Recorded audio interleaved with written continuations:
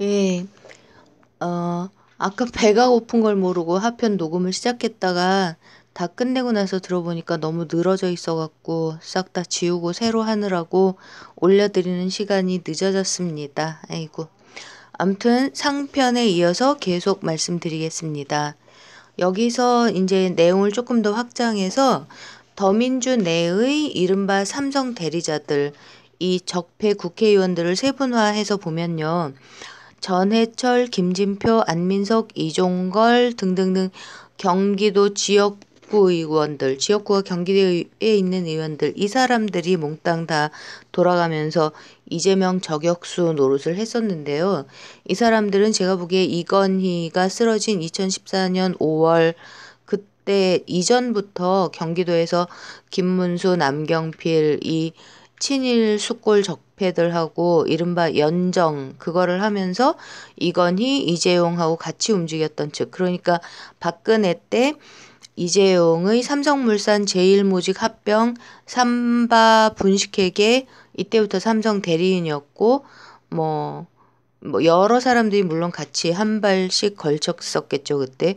어쨌든 당시에는 이재용이 박근혜랑 직접 딜을 했으니까 한 발짝 물러나 있던 이해찬은 촛불혁명 이후에 즉 홍석현이 박근혜를 결사적으로 내쫓고 난 이후에 삼성 족벌을 장악한 홍석현 측을 뒷배로 다시 정치 전면에 등장한 걸로 보는 게 맞을 것 같은데요.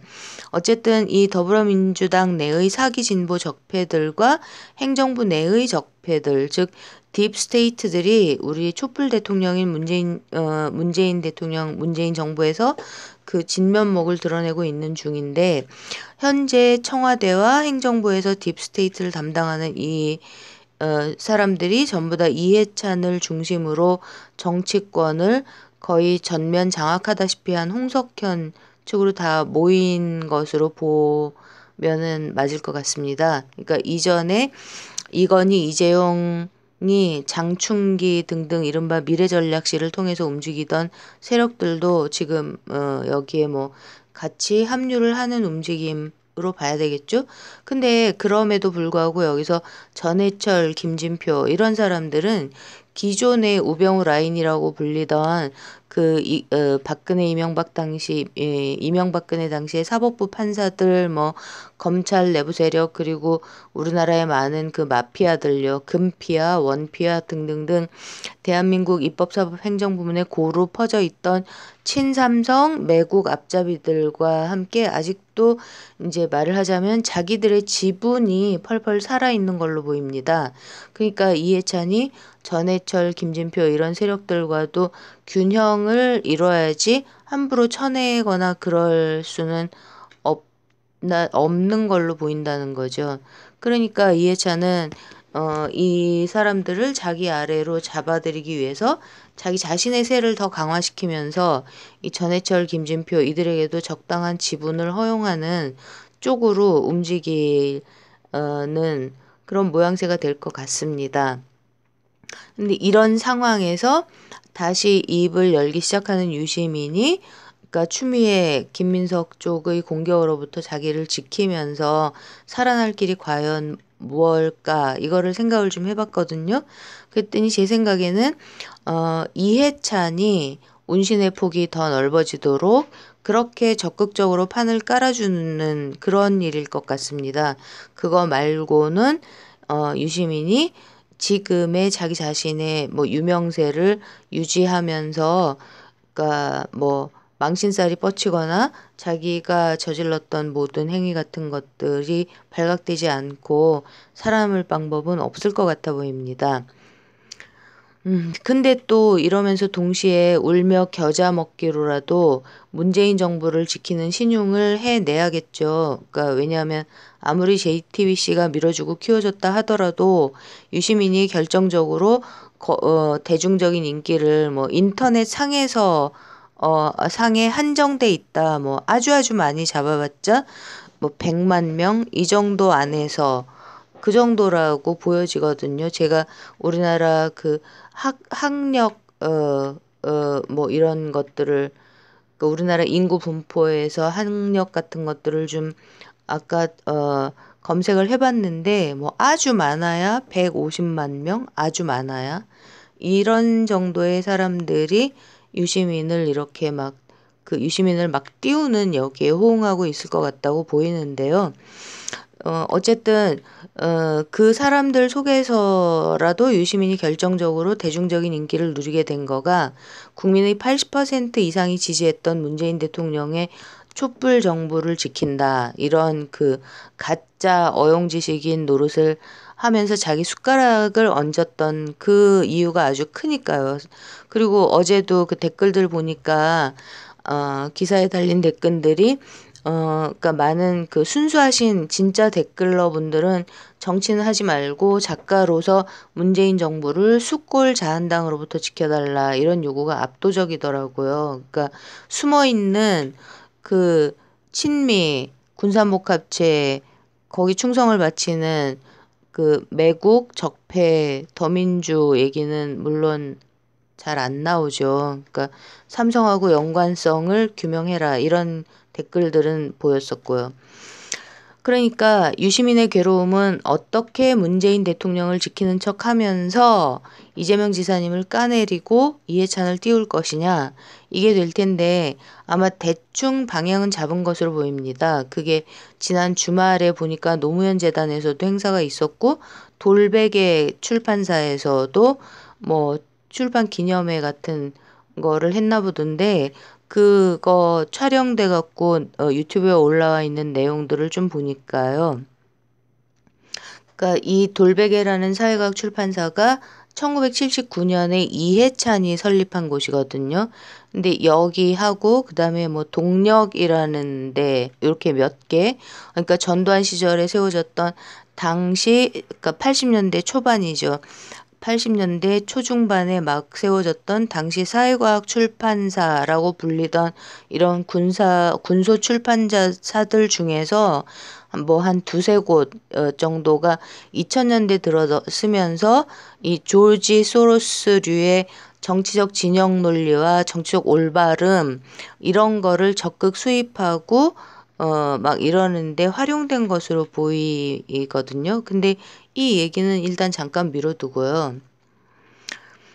그러면 제가 이제 무슨 근거로 유시민이 아니라 이해찬이 차기 대선에서 이재명 지사님의 정적이 될 것 같다고 말씀드리는지 이해찬을 중심으로 한번 살펴보도록 하죠. 그러니까 유시민은 자기의 이런 문제들 때문에 나서기가 괴로울 거다라는 것과 동시에 이해찬의 입장을 한번 보면요.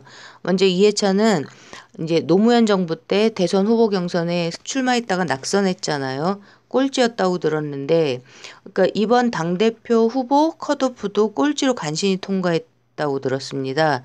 이거를 정청래가 절대 아니라고 막 이제 완전 쉴드를 쳐주던데, 그 제가 들은 게 그 팟캐스트 이런 거를 즐겨 듣고 정치의식이 아주 높은, 그러니까 동생뻘 되는 그 친구한테 들었는데, 이해찬이 꼴찌로 간신히 통과한 거는 사실로 보입니다. 그리고 요새 제가 검색을 엄청 많이 하다 보니까 그때 얘기들도 그 당대표 선거 그 시기 얘기들도 이제 와서야 알게 되는 것들도 많이 있는데요. 이제 그 중 하나가 아마 전해철 자신도 경기도지사 후보 탈락 후에 본인이 직접 당대표 경선에 출마하려고 했던 것 같고요. 그래서 전해철 최재성 이런 이제 이른바 부엉이 모임 그 가짜 친문들이 그러니까 최재성 씨도 뭐 궁차사에서 뭐 팬클럽인 사람들 얘기 나오고 이런 거 보니까 본인은 그 시스템 경선 이런 거 정비하면서 문 대통령님하고 계속 같이 움직였다고 자기 친문이라고 엄청 강조를 하는 걸 봤었는데 그럼에도 불구하고 진짜 친문 정말 나라와 문재인 대통령님을 지키려고 하는 사람으로는 봐서는 안 될 것 같고요. 그래서 이런 가짜 친문들이 단일화를 하려고 왔다 갔다 하고 막 이랬었는데 그래도 이해찬이 직접 출마하는 거를 그닥 반겼던 것 같지는 않습니다. 어쨌든 그래서 추대도 못 받고 그 결국은 스스로 나와갖고 꼴찌로 간신히 컷오프를 통과할 만큼 이 사람은 당 내에서도 대중성이 없다는 겁니다. 그러니까 죽었다 깨나도 그러니까 선출직에서는 그 지역구 국회의원 자리를 넘어서는 유권자들의 선택을 받기가 어려운 이런 사람이라는 거죠. 그런데도 이제 홍석현의 삼성 이 후광을 업고 중앙일보, 동아일보, JTBC 그리고 다른 모든 언론들의 적극적인 사기성 언플에 힘을 빌리고 그리고 결정적으로 추미애가 이렇게 활약을 해주고 이래갖고 부정선거를 통해서 당대표가 된 거죠. 근데 그 이후에 지금은 어떻습니까? 지금은 일단 현재 여권, 이른바 그 이제 더민주, 아직도 우리는 더민주를 진보라고 생각을 하니까요. 이 속에서는 이재명 지사님 말고는 차기 행보에 뚜렷한 경쟁자가 사실 없어 보이잖아요. 그러니까 저는 요새 이제 노회찬 의원님이 왜 그렇게 의문사를 당하셨을까 생각을 계속하게 되면서 새롭게 깨닫게 되는 이유가 그냥 단순하게 삼성의 저격수였기 때문 이것뿐만이 문제가 아니라 뭐 7월 그때 당시에는 7월 23일 그때 당시에는 그러고 뭐 아무튼 최근까지도 생각도 못 했었는데 이걸 정리하면서 생각을 해보니까 국회의 현재 적폐상이요. 그러니까 반국민적인 이 양당 독재로 자리를 잡아가게 되는 이거를 노회찬 의원님이 보셨으면 국민들한테 폭로를 안 하실 분이 아니기 때문에 이 이해찬과 올드보이들이 전면에 나서서 이해찬이 됐든 김부겸이 됐든 누가 됐든요. 이렇게 아무튼 그러니까 적극적인 삼성 앞잡이들이 이렇게 전면에 나서서 본격적인 양당 적폐, 홍석현의 앞잡이들이 이렇게 나서서 양당 적폐 독재로 진입하기 전에 그냥 그러니까 이 일을 전면적으로 벌이기 전에 그냥 그렇게 떠나시게 만들어 버린 건 아닐까 이런 생각도 듭니다. 어쨌든 저는 그냥 계속 그러니까 노회찬 의원님 뭐 살아계실 때 그렇게 엄청나게 존경하는 마음을 갖거나 그런 기억이 없는데도 그렇게 일 당하시는 거 보면서 저는 정말로 정신이 번쩍 들었었습니다. 정말로요. 그러니까 이런 일이 아직도 일어나는구나. 이거는 보통 일이 아니다. 이런 생각이 너무너무 번쩍 정신이 들게 만들었었죠. 그래서 그때 이제 이해찬이 나섰을 그 7월 말 이때의 본래 자기가 스스로 생각했던 자기 역할은 아마도 여당, 야당 모두 포함해서 여당은 대강 지지율을 좀 떨어뜨리고 그러니까 적폐에게 이제 잡아먹히는 그러니까 숫골 적폐들한테 좀 잡아먹히는 꼴을 만들어 가면서 국민들 거의 모두가 싹 다 버리다시피 한 숫골 자한당의 입지를 더 키워주고 살려줘서 그러니까 홍석현이 들어올 수 있는 자리를 만들겠다. 뭐 이렇게 생각을 했을 것 같습니다. 그리고 홍석현한테도 대충 그렇게 얘기를 했겠죠. 그리고 본인이 국민들 앞에 다시 나설 자신도 그닥 없으니까 김부겸을 내세우려고 했었을 텐데, 그러니까 대구 경북 출신 더민주당 이렇게 명분을 내세울 수 있으니까요. 근데 그것도 뜻대로 안 되고 뭐 전해철이 됐든 최재성이 됐든 뭐 박영선이 됐든 그렇게 맡겨놔 뒀다가도 홍석현이 주도하는 삼성과 그게 아니라 그러니까 이해찬이 안 나왔으면 그러니까 아무도 그때 당시 송영길 후보한테 못 이겼겠네요. 어쨌든 그러니까 홍석현이 주도하는 삼성과 조지 소로스의 더민주 그리고 그러니까 홍석현의 더민주 홍석현의 삼성과 조지 소로스의 더민주 그 리더십 아래에서의 양당 적폐 구도 이거를가 20년 이상 장기 집권으로 진행되게 만들기가 불안하니까 다른 사람을 내세우면요. 그러니까 장고 끝에 직접 나섰겠구나 싶은 겁니다. 그리고 이제 이 사람이 제일 무서웠던 건 국민들이 자기를 받아들여 줄 건가 이게 무서웠을 것 같고요. 근데도 이제 몸값을 올리려고 끝까지 그러니까 버티고 입장을 안 밝히는 전술을 쓰다가 마지막에 나온 이런 모양새였죠. 근데 지금 와서 돌이켜 보면 당시의 이관계, 그 사기 거짓말에 안 속은 사람들이 없다시피 해 보이는데요. 뭐 그러니까 저한테는 손석희 앵커하고 심지어 김어준 씨도 그때까지만 해도 이제 특히 뭐 유시민한테 속았겠죠. 이해찬이 직접 돌아다니지는 않았을 것 같고요. 그러니까 완전히 속고 있었던 걸로 보여지거든요.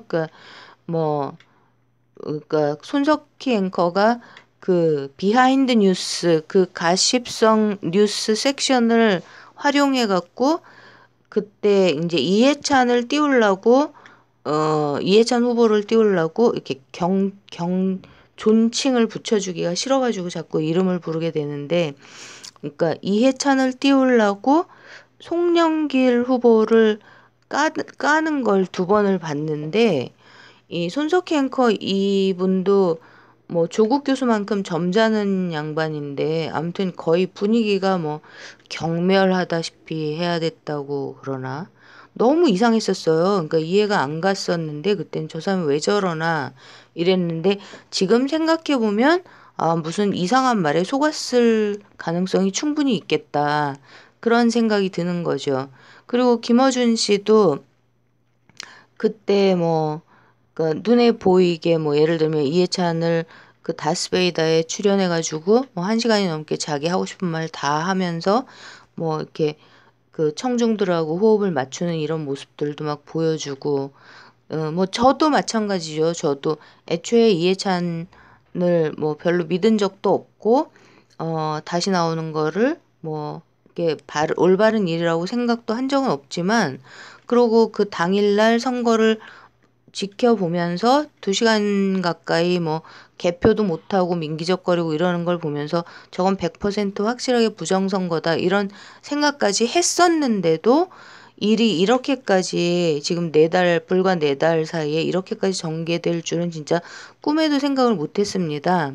아무튼 간에 김어준, 손석희 이렇게 중요한 두 언론인들까지도 이해찬을 돕고 그러고 뭐 리얼미터 권승정도 뭐 2발이 아니라 4발 벗다시피 하고 나서고 또 해찬들 이러면서 인터넷상의 댓글 부대가 막 뒤덮고 언론들은 공약들을 마구마구 세탁해주고 이러면서 완전히 그 가상 공간 언론과 그 인터넷 상에서 그 실제로 ARS와 전자 투개표기로 치러진 이 부정선거에서 이겨도 그렇게 무리는 없어 보이는 구도가 완성이 되면서 이제 역적 추미애가 이거를 추진해줘서 당대표 자리를 차지하게 된 거죠. 그러니까 우리 동네 언니들은 저하고 친한 언니들은 전부 다 이해찬이 왜 나오냐 다 싫어했고 또 당선까지 되는 걸 보면서 너무 이상하다고 참 이상하다고 납득이 안 된다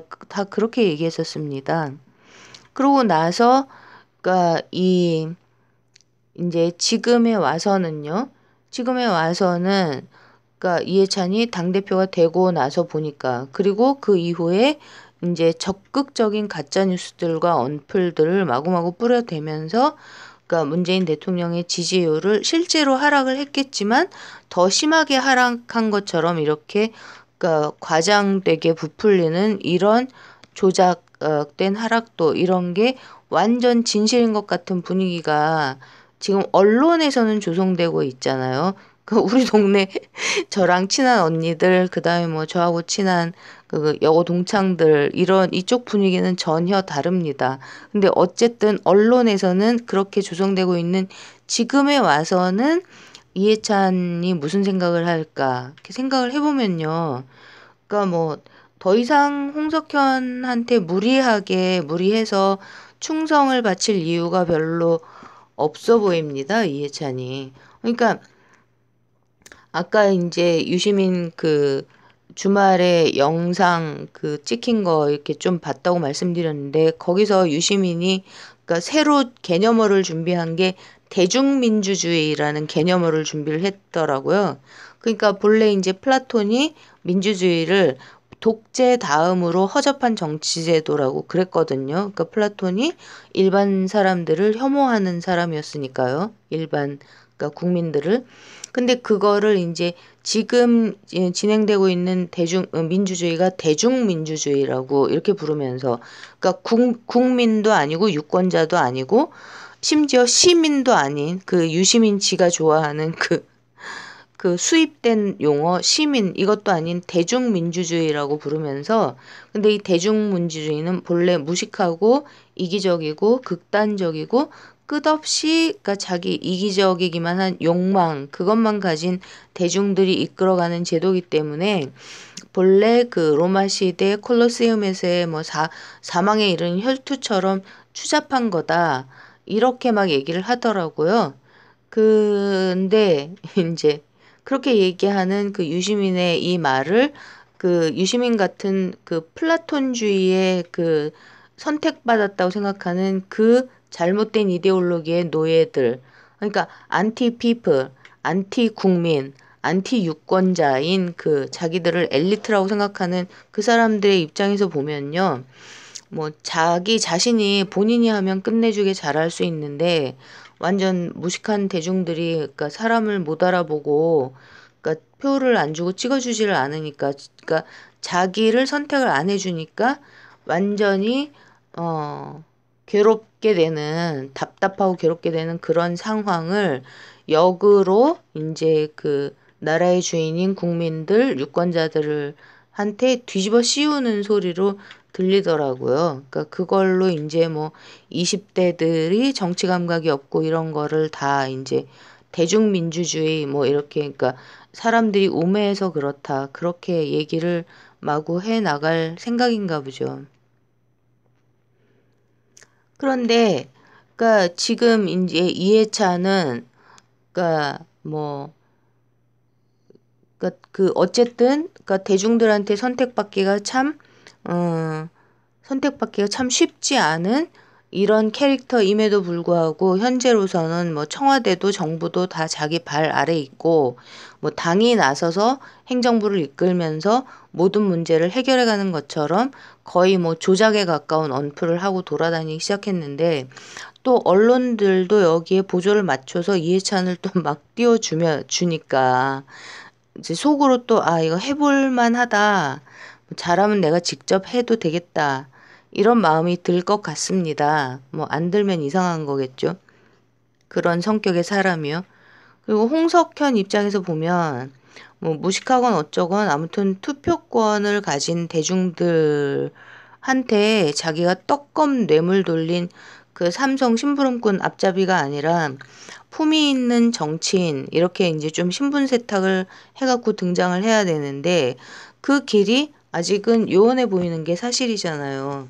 근데 이해찬으로서는 거기까지 자기가 나서서 홍석현을 위해서 해줄 필요가 애초에 없는 거고, 그리고 이제 홍석현 뭐 입장에서는, 그러니까 뭐 대중들, 근데 우리 입장에서는 이제 우리 국민들, 유권자들 앞에서 뭐 부정선거가 됐든 이원 집정대가 제가 됐든 어떤 식이 되든 어쨌든 좀 그러니까 인정을 받을 명분을 뭐가 됐든 홍석현 자신이 쌓아 올려야 하는 건데 그게 잘 풀릴 가능성도 별로 없어 보이고, 그러니까 이해찬이 와 이게 웬 떡이냐 이재명만 잘 제끼면 나 말고는 사람이 없을 수가 있겠다 이런 생각을 점점 하게 되는 걸로 보인다는 겁니다.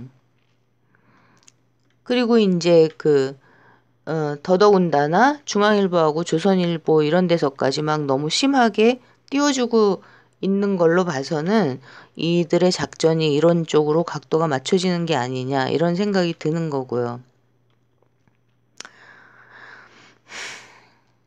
근데 그러니까 딴 거 다 떠나갔고요. 진짜로 만에 하나 만만분의 하나 뭐 이해찬이나 유시민, 홍석현 이런 성격의 사람들이 그러니까 차기에 우리나라 권력을 쥐게 된다면요. 만만분의 하나. 그러니까 우리 국민들이 두 가지를 그러니까 단단히 최소한 두 가지요. 다른 것도 엄청 끔찍해지겠지만 지금보다 더 끔찍해지겠지만 최소한 두 가지 단단히 진짜로 마음의 준비를 해야 될 것 같은 게 첫째가 우리 남한은 그러니까 반드시 필경 미국 같은 의료 지옥 의료 민영화를 미국은 멀쩡한 백인 젊은이가 그것도 코네티컷 부촌인 코네티컷에 사는 30대의 백인 젊은이가 의료보험이 없어서 만성 간염 치료약을 못 먹어서 죽습니다. 진짜로요. 그런 의료 민영화 생쥐옥을 각오해야 하고요. 그리고 또 한 가지가 제 생각에는 아마 우리 한반도가 대일본 제국과 한반도를 잇는 해저 터널이 착공되는 거를 반드시 목도하게 될 것 같습니다. 그러니까 자기들이 엘리트라고 믿는 그러니까 식민주의자들, 이 사대주의자들은요, 본질적으로 그 한미일 힐러리 오바마가 추진하려고 했던 한미일 삼각 군사동맹 이거를 아주 이 전쟁 라인을 집요하게 절대로 포기하지 않고 추구하는 그 미국과 일본의 그 제국주의 세력의 앞잡이들이기 때문에 반드시 이런 식으로 대일본 제국을 미국은 이미 들어와 있고요. 전면적으로. 근데 대일본 제국을 반드시 이런 식으로 한반도로 다시 불러들일 겁니다. 왜냐하면은 그렇게 미국하고 일본을 그러니까 해저 터널을 깔아서 그러니까 한반도에 끌어들이는 것만이 자기들이 이승만 때처럼 혹은 박정희 때처럼 반영구적으로 한반도를 완전히 자기들 맘대로 찜쪄먹을 수 있는 유일한 방법이기 때문에요. 지금 이제 난데없이 무슨 한 해저 터널 얘기냐 이렇게 생각이 드시는 분들은 혹시 시간 되시면 일본과 한반도 해저 터널 연결 이렇게 검색어 넣어갖고 기사 한번 찾아보세요. 그러면은 아주 최근에요. 지난주에 아마 국민일보였던 것 같은데 여론조사를 했더라고요. 이거 갖고. 그러니까 했는데 우리 국민 60%가 넘게 해저 터널을 찬성한다고 결과가 나왔답니다. 당근 100% 조작 여론조사죠. 그러니까 이렇게 끊임없이 그러니까 풍기고 분위기를 깔고 이렇게 하고 있는 거는 의료 민영화에 이어서 이것도 뭐 그 호시탐탐 무슨 수를 써서라도 하고야 말겠다는 이들의 그 목적 표명인 목적 표명인 셈이죠. 목적 표명이요. 그리고 이런 것들을 다 포함해서 중앙일보가 그리고 조선일보가 이해찬을 겉으로는 까칠해 보이지만 신자유주의에 별로 반대하는 사람이 아니라고 그러니까 옛날에 노무현 정부 때도 골프장 건설해야 된다 이런 얘기들을 했었다고 그렇게 그 중앙일보와 조선일보의 독자들 즉 기득권층 우리 국민의 적일 수밖에 없는 그 독자들한테 그러니까 그 말을 하자면 일종의 교육을 시키고 있는 거죠. 이해찬을 소개하고 있는 거죠. 그리고 조선일보는 그 어린아이 그 녹취 사건 이후에 이제 제가 보기에는 중앙일보에 완전히 먹힌 것 같은데요. 이거는 중앙일보에 조선일보가 먹혔다는 거는 옛날에 2000년대 초반에 그러니까 조선일보하고 동아일보를 그 폐간시켜야 된다고 이해찬이 얘기했을 그때부터 이미 그러니까 그 이른바 전통적인 친일 숙골 이쪽 세력을 그 군산복합체 친미 식민 그 사대주의자들인 이쪽 친미 숙골들 자기 자신들한테 그러니까 복속시키겠다는 이런 의도가 다분히 깔려 있었던 거죠. 그러니까 이 미국의 군산복합체와 소로스의 식의 초국적 자본 이 속에 과거의 친일 숙골 패거리들이 완전히 숙이고 들어갔다 이런 의미로 보입니다. 제가 보기에는요. 뭐 동아일보는 언제 먹혔는지도 모르게 애저녁에 먹힌 것 같고요. 그러니까 그때부터 당대표 경선 때부터 엄청나게 이해찬을 띄우고 있었으니까요. 그러니까 이제 정리를 해보자면 뭐 유시민은 다른 거 다 떠나서 지금까지 저들의 앞잡이로 움직여 오면서 흠집이 너무 많이 나버렸기 때문에 절대로 이재명 지사님의 대항마로 그 흠집 때문에라도 나서지 못할 것 같아 보이고, 그리고 그냥 자기 자신이 살아남아서 무사히 정치판을 빠져나가기 위해서 아마 노무현 재단 이사장직도 뭐 억지로 맡았을 수도 있고요. 그리고 그렇게 하기 위해서 지금 시점에서 다시 팟캐스트와 유튜브로 어용 지식인이라는 타이틀을 내걸고 나서는 거고, 뭐 겉으로는 문재인 정부 지킴이 노릇을 하겠지만 내용적으로는 이재명 죽이기와 이해찬 띄우기를 동시에 하기 위해서 혼신의 힘을 다할 것 같아 보인다. 이런 생각이고요.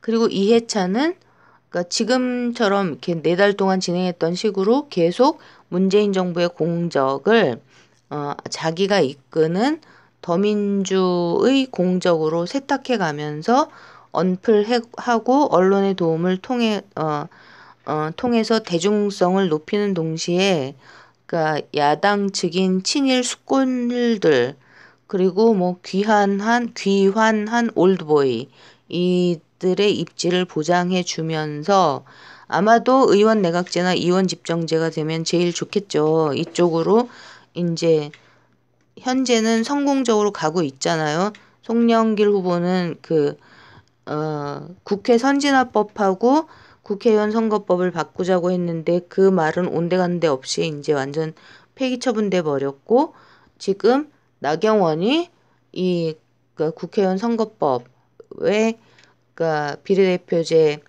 그러니까 연동형이든 뭐 광역형이라고 부르나요? 그러니까 동의해주는 조건으로 헌법하고 개헌 문제하고 엮으려고 나오고 있잖아요. 그래서 이렇게 의원 내각제나 의원 집정제를 밀어붙일 수 있으면 제일 좋을 거고요. 왜냐하면 나눠 먹기가 제일 좋으니까요.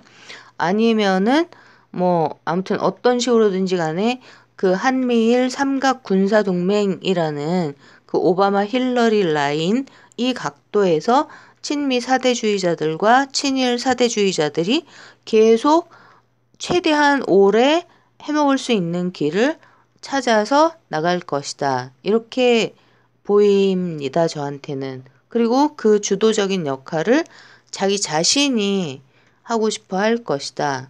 그리고 그런 각도로 제 눈에는 조중동이 이해찬을 띄워주고 있는 것 같습니다. 그 역할로 조중동이 밀어주고 있는 게 보입니다. 그런데 그러니까 우리 국민들 입장에서는 그러니까 이재명 지사님처럼 애국적인 정치인들이 아닌 누가 됐든 그 누구라도 차기에 등극하게 되면 우리 국민들은 최소한 아무리 다행이라도 반드시 의료 민영화 폭탄을 맞을 것이고, 그리고 일본과 한반도 사이에는 이제 해저 터널 착공식을 목도하게 될 거다. 그렇게 정리가 되는 것 같습니다. 그러면 지금 상황에서 이제 우리 촛불 국민들이 이것을 막아내기 위해서 할 수 있는 일은 뭐가 있을까요? 저는 이제 우리 국민들이 굉장히 중요한 일들을 할 수 있을 것 같은데요. 일단 최고 중요한 게 그 정의를 위하여라는 가짜 트위터 계정을 관리하고 그것을 통해서 문재인 대통령님하고 이재명 지사님을 싸움을 붙이면서 한꺼번에 정리하려고 획책했던 그 궁차사라는 그쪽의 대표 관리자, 그 치과 의사하고 이정열 변호사 이런 사람들을 고발을 해서 그쪽이 전면적으로 수사를 받게 일단 할 수 있을 것 같습니다. 맨 처음에 등록된 전화번호가 국정원 거라니까 그 국정원 내부에서 이런 식으로 이거는 뭐 딥스테이트도 능가하는 거죠. 이런 건 섀도우 가버먼트라고 부르는데 전문적으로 어쨌든 이쪽 세력도 같이 드러날 수 있을지도 모르고요. 이게 이제 진행돼서 고발을 하면 또 뭐 당연히 수원지검으로 가겠지만, 왜냐하면 거기가 김문수, 남경필 그 16년 사이에 더민주 국회의원들이 연정이라고 같이 움직이면서 삼성, 태영건설 이런 쪽에서 전적으로 지원을 받으면서 움직였던 적폐 본산이니까요. 또 그쪽으로 이 고발건이 가겠지만 그래도 뭐 뭐라도 나오겠죠. 그리고 또 우리 국민이 할 수 있는 일로 보이는 게요. 드루킹과 유시민의 관계를 추적할 수 있을 걸로 보입니다.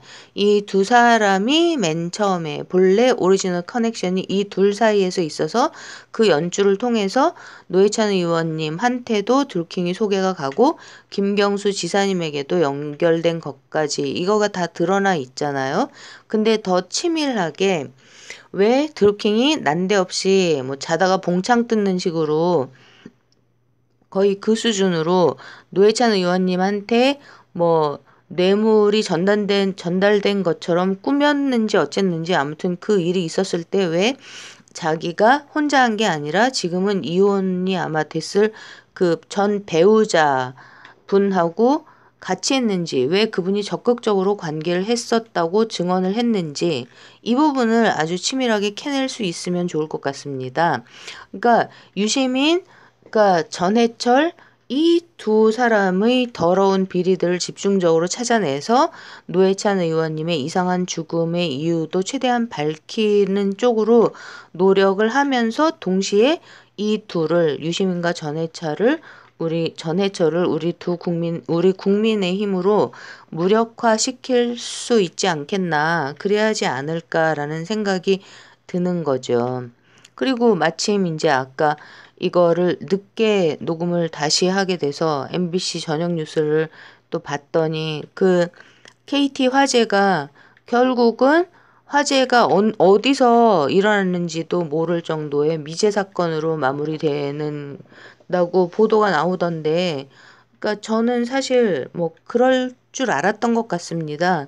근데 더 웃겼던 건 KT 거기서 계신 분들이 일하신 분들이 거기 달려있는 화재 경보기가 울렸대요. 두 번인가 울렸는데 처음 울린 지 18분인가 지나서 119에 연락을 했답니다. 근데 소방차가 4분 후에 왔다고 그러거든요.